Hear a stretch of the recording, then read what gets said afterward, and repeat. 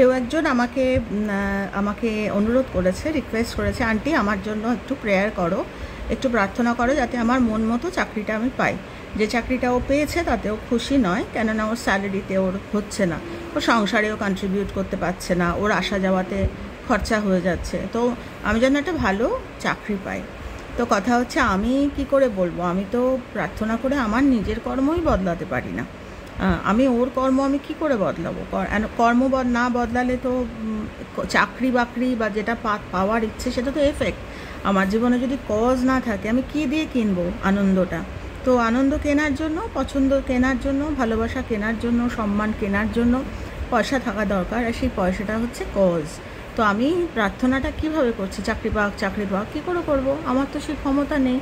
তো আমি কি করছি তোমাদের সেটাই বললাম, যে আমি প্রার্থনা করছি ও যাতে ডিসিপ্লিনড হয়, মানে মানুষ হিসাবে।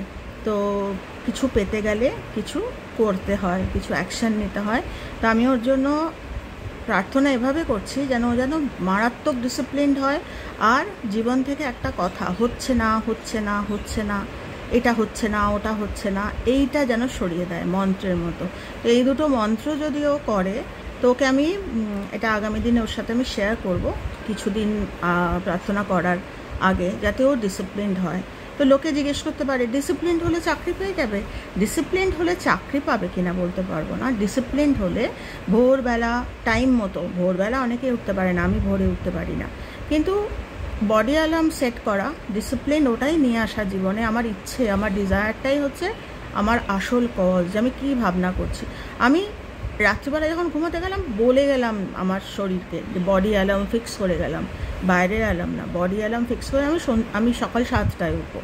তো 7টাতে এই যে ইচ্ছেটা, এই উঠলাম না উঠলাম ওরম নয়, ডিসিপ্লিনটা আমার শরীর মনে আনতে হবে। তো আমি যদি রোজ দীর্ঘদিন ওই একই সময় উঠতে থাকি, বডি অ্যালার্ম আমাকে এমন সেট হয়ে যাবে, আমাকে ধাক্কা মেরে উঠিয়ে দেবে। তো এটা একটা উদাহরণ দিলাম, আমার ডিজায়ারটাকে ডিসিপ্লিন করতে হবে। আমার ইচ্ছা হলো করলাম, ইচ্ছা হলো ওরম নয়।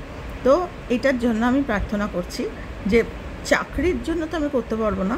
তো আমি কীভাবে প্রার্থনাটা করছি, অনেকে জিজ্ঞেস করে যে প্রার্থনাটা কিভাবে হবে।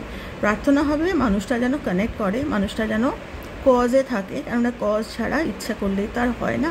কজে থাকার অনেক রকম নিয়ম আছে, এই দুটো নিয়ম ওর জন্য আমি কানেক্ট করার চেষ্টা করছি। যে একটা হচ্ছে না, এটা জীবন থেকে সরিয়ে ফেলতে হবে।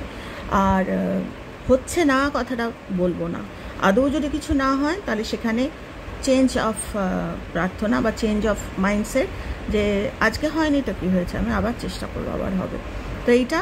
আর আরেকটা হচ্ছে ডিসিপ্লিন আনা জীবনে, তাহলে কি হবে, অদ্ভুত একটা রিদম ফিক্স হবে লাইফে। এই কজ কিন্তু ওর চাকরি কেন, ও যা চেষ্টা করবে সেটাতেই ওকে সফল বানাবে।